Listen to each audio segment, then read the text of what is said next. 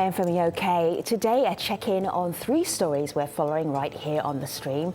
A new Reuters investigation has found that journalists and activists were spied on in a hacking operation led by the UAE and staffed with former US National Security Agency intelligence analysts. We'll explore the implications.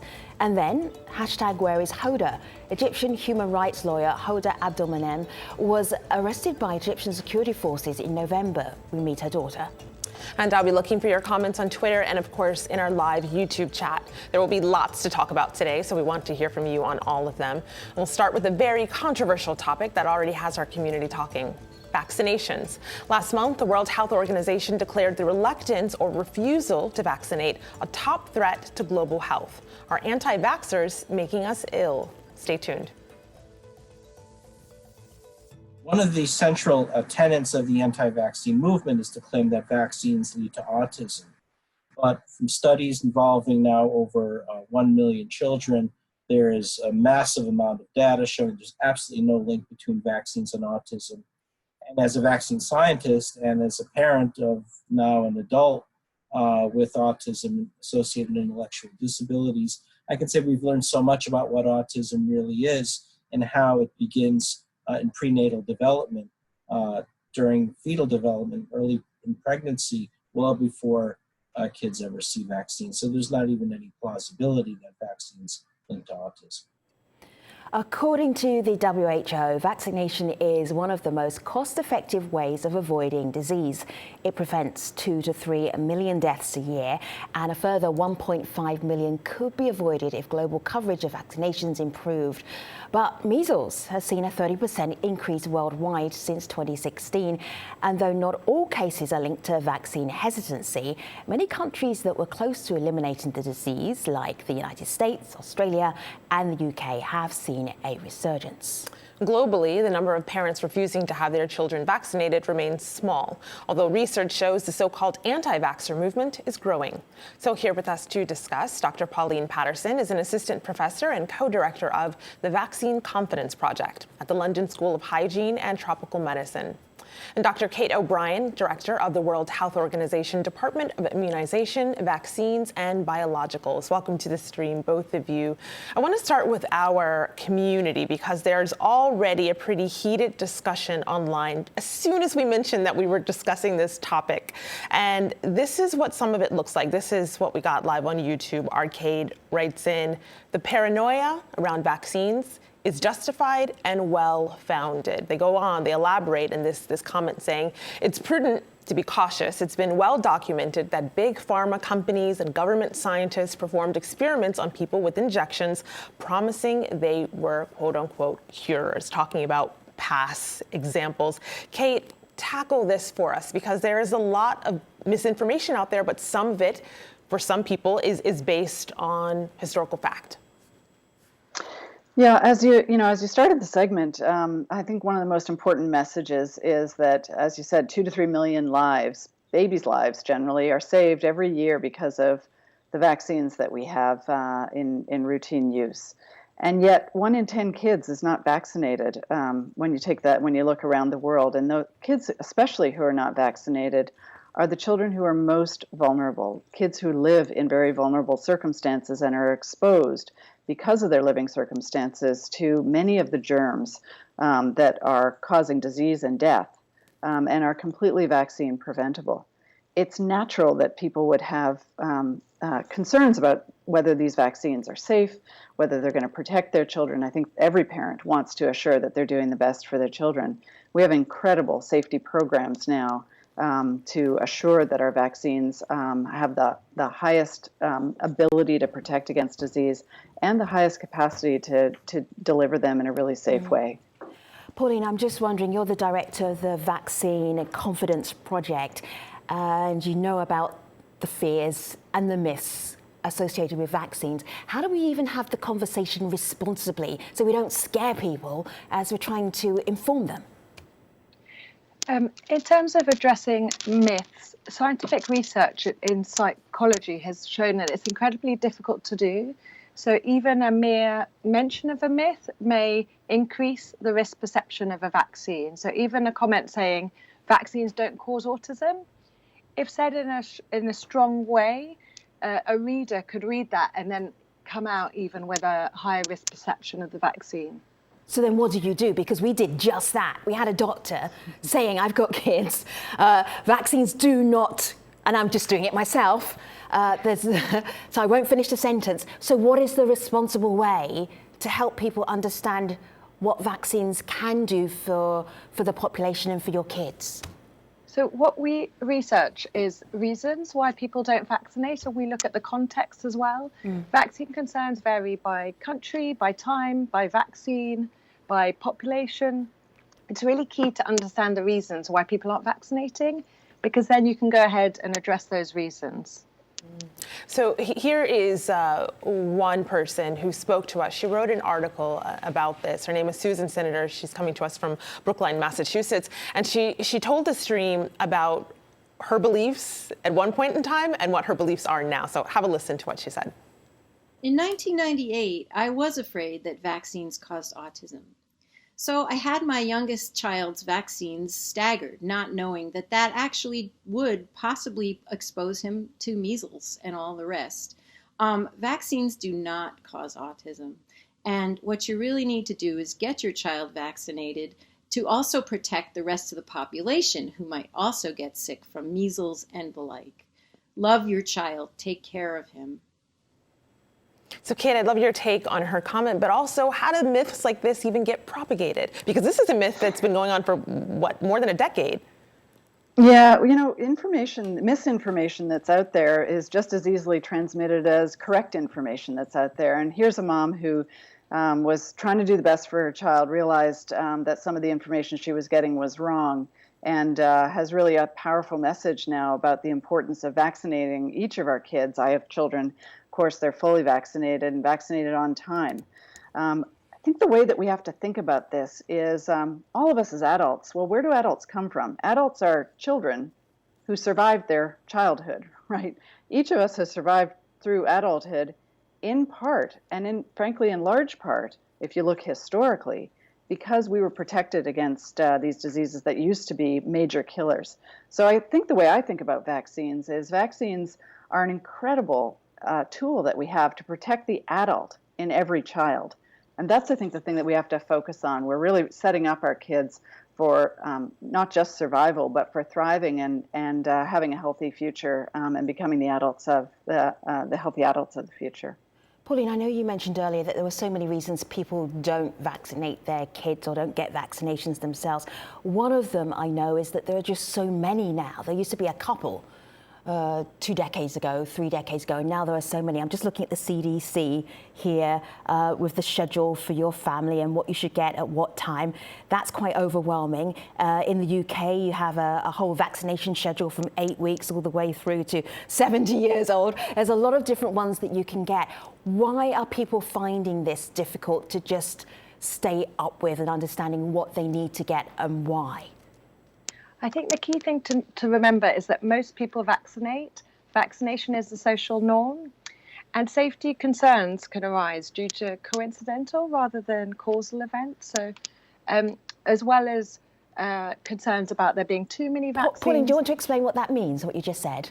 Yeah, so for example, if a parent takes their child to be vaccinated and then a day later or a week later the child has a fever or has some kind of illness, then the parent could think that it's due to the vaccine, but it's a temporal association because it happened soon after the vaccination process, but it's not necessarily causal. So it might not be the vaccine that caused the illness. It could be the fact that the child was exposed to a virus or to a bacteria, right, or was going to be ill anyway and happened to be ill after the vaccine. Pauline's making a really important point here, that especially small babies, it's a time when they're vulnerable to illnesses. It's why we vaccinate them when they're so small.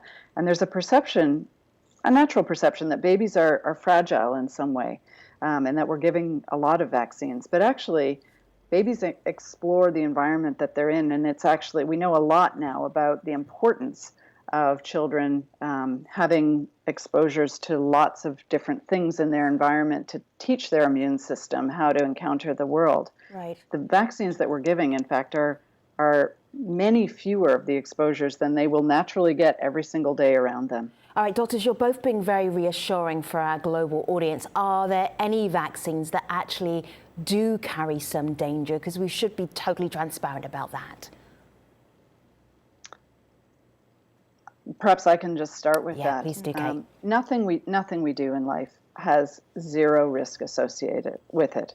Simply getting out of bed in the morning is not a risk-free experience, as you can slip and fall down. Certainly, anything that we put in our bodies, food, medicines, vaccines, has some small element of potential for side effects. Right. I think the most important thing is that we have an incredible system of evaluating the safety of our products, and things that eventually come to licensure have gone through an extremely rigorous process Sure. to evaluate the safety of the product. Even after it's been licensed and used, Okay. this is monitored very carefully going All forward. right. Thank you so much, Dr. Pauline Patterson and Dr. Kate O'Brien. We will leave it there. And remember, the debate continues online at AJ Street. And now to a Reuters investigation, Project Raven. They learned the tools of their trade here in the halls of the U.S. National Security Agency. But a group of former NSA cyber spies is now coming under scrutiny after they left the NSA to work here as hackers for the United Arab Emirates. An investigation by Reuters found the group helped the UAE spy on targets, such as rival governments and militants, in an operation codenamed Project Raven. It also targeted human rights activists who were critical of the UAE's monarchy. The UAE's Ministry of Foreign Affairs and the NSA both declined to comment. But hackers Reuters spoke to say Project Raven went even further, putting some Americans under surveillance. Correspondents Joel Sheckman and Christopher Bing uncovered the story. Project Raven hired people with deep backgrounds from the NSA and other American intelligence services to serve as contract spies. You might think of them as mercenary spies.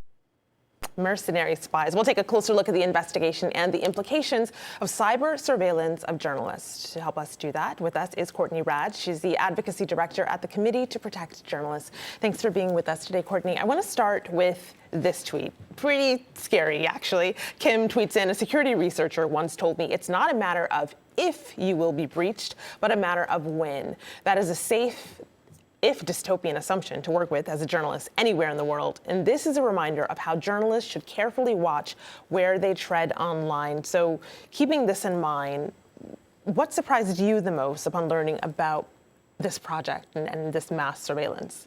I think what was surprising is that there was no action required on the part of somebody who was targeted, according to reports by Reuters. So it appears that a list of emails and phone numbers was sufficient to push out a virus. Now, typically spyware, these other viruses, Pegasus, which we've heard a lot about, require an active, clicking on a link or opening to download that virus. And that does not appear to be the case. And that's a disturbing, increase in the risk profile that this threat poses. I want to give our audience just a slightly better idea of how this actual process worked. It's known as Karma. Have a look at a report that we filed on Al Jazeera just quite recently. Karma can hack into iPhones fairly quickly, giving access to documents, location information, passwords, and other sensitive material. Here, what was really unusual is that all you needed was the person's phone number or email address, and it would automatically send a text message to that person. They didn't have to click on it. They didn't need to interact with it at all. It would just automatically begin to infiltrate the person's iPhone. This is spying, international spying on a huge scale. Other than journalists who need to and should be protecting themselves, why is this a bigger story for the public in general? I think part of the story is the fact that this spyware, according again to Reuters reporting, as well as reporting on other types of targeted surveillance, is being done by governments against journalists, human rights activists, and others who they oppose. I think that the role of the private sector and what sort of responsibilities they have, the reports about human rights assessments and whether that plays any role in this, the role of export controls, for example, of European and American technology needs to be part of this conversation, because if journalists and activists can't communicate freely and without being concerned about surveillance, that poses real risks to democracy. It poses real risks to fighting to create a democracy in non-democratic countries. So it's really a broad public threat. So you mentioned the private sector there. I wanted to bring up this tweet from Frederick, who says the revelations about Project Raven are worrying, as powerful surveillance tools are, according to Reuters, in the hand of a non-democratic regime and are used against human rights activists, journalists, as well as critics of the monarchy. So it's this idea that the private sector in democratic countries created these tools, but then they are being used in countries where those same democratic checks are not in place. Does that worry you? Is that something that the onus should be on these private companies? I think it's definitely worrying, and it's not something that's new. When I worked in the Emirates in Dubai as a journalist, I'll never forget the day when the Emirati-owned telecom sent out spyware to the BlackBerry via something that looked like an update. And that was back in 2010. So this is something that has been going on for many years, and we've been talking about it. And actually, in Europe, they did put restrictions on export controls. We joined a coalition called CAUSE, which is a coalition against unlawful surveillance exports. And the idea that there should be some sort of human rights assessment, there should be an assessment of what is the impact, some restrictions and limitations on the use of this surveillance technology against journalists, activists, and other non-terrorist groups. And I think that's part of the problem, is according again to the reporting on Raven and Karma, as well as on NSO Group and all of these other spyware activities, there is supposedly some sort of requirements restricting how this spyware can be used and against what type of targets. And clearly those guidelines are not being adhered to. I'm just looking at this big Reuters headline here. UAE used cyber super weapon to spy on iPhones of foes. One, should you be changing your phone? And two, what makes it a super weapon? Well, I do think that it's this idea that the user has no way to know, unless there's some record of those phone numbers and emails that they can check against.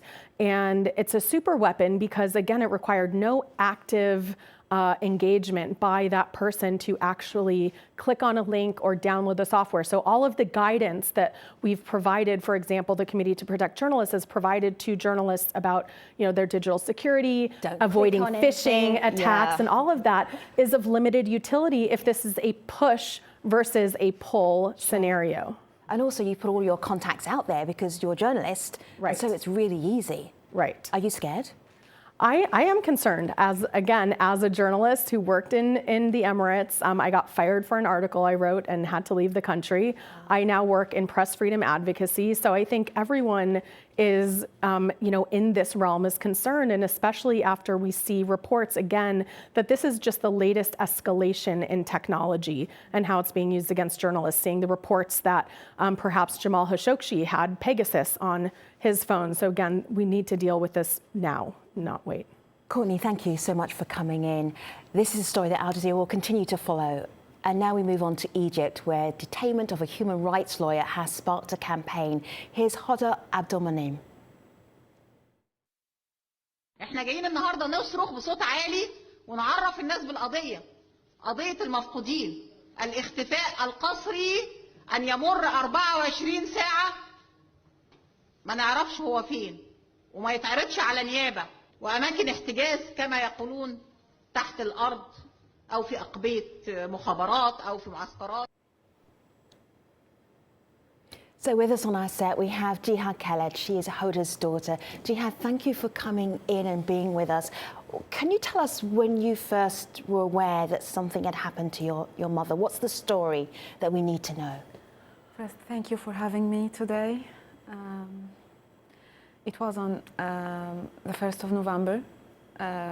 like around 2 a.m. I was sleeping at home, and suddenly my husband's phone rang. I found my sister's name. I just answered, "What happened?" She told me, "They were here. They took Mama. They broke everything in house." She was terrified, and I couldn't understand. What do you say? I felt this. My heart is ice, and my eyes are open, but I can't see anything. Like the meaning of the universe has shut down at this moment. And then my mother was disappeared. Thank you for sharing your story. I know that must be difficult, and thank you for allowing us to shed some light on what might have happened. We got this tweet from Julia Carlini. She writes in, "She should have never been arrested in the first place. The Egyptian authorities should immediately release her, and in the meantime, allow her family and lawyer to visit her in detention." And this raises the question, what do you know about why she was targeted in the first place? Do you know anything? Actually, my mother is a lawyer. She's a human rights advocate. So she's defending the political prisoners in Egypt, especially for the last 5 years, especially the young women. She has 4 daughters, so she's supporting every released girl as her daughter. And I don't know if that makes her dangerous for the authorities in Egypt. Like she was speaking out about human rights. Human rights, yeah. And before that, for me, my mother is like. Before I experienced the same experience with my husband. He's a journalist, and he detained before 5 years ago in Egypt. And I remember my mother. I asked her once, what if he stay like for years in jail? What will I do? She told me, you will fight for him and you will help him get on it. So that's my mother. She supported me. She's supporting everyone. She's working like professionally and humane. So I don't know if that makes her dangerous for the Egyptian authorities. It took you a while to find her, to track her down. And where is she now? What do you know about her condition and where she is? Okay, it took the first 21 days, we didn't know anything about her. We used to ask everywhere. My sisters and the lawyers, the authorities were denying everything about her. And then she popped up in front of the prosecutor in Egypt. And then she's popping up like every 15 days. Do you know where she is right now? Right now, we hear conflicting news that she might be transferred to another prison. You're not exactly sure? We don't know because my sister went there and asked to meet her, but they didn't allow her. I wanted to share this from Twitter. Benedetto says, the story of Huda is the story of the deprivation of fundamental human rights and of their personal freedom and of thought, as well as the expression inflicted on a person for discourse only. Shame is the hashtag she uses there. What do you think is necessary for your mother to be released? Okay, my mother is, she's like our supporter, so she's our mother. But also, she's doing everything she can do to help people, especially political prisoners and their families. She's a big supporter for the families, and actually we have received a lot of help from people on Twitter, on the hashtag, on the campaign Where is Huda. But now I feel like I need everyone to call the representatives and ask where is Hoda? Ask the Egyptian authorities, where is Hoda? How the authorities treating her. And you mentioned that hashtag, so I wanted to end with it to show our audience where they can go to talk about this online. Where is Hoda is the hashtag. You see it on my screen here. You mentioned your husband. He's one of the people sounding that call. We'll continue to keep an eye on this as well, and we need your help to do it. You have a story idea? Join the conversation with hashtag AJStream.